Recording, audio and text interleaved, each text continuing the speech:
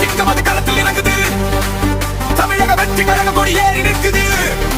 நம்பிக்கை நமதே, நாளையும் நமதே. வெற்றி மகுடம் சூட வழி பிறந்தது.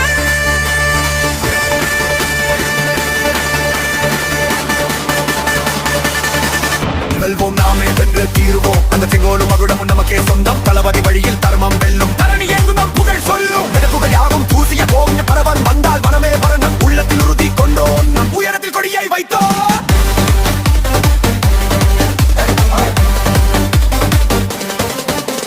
மக்களின் நலனுக்காக நாம் மாபெரும் படையாய் நின்றோம். சதிமத பேதமின்றி ஒன்றாய் இணைவோம்.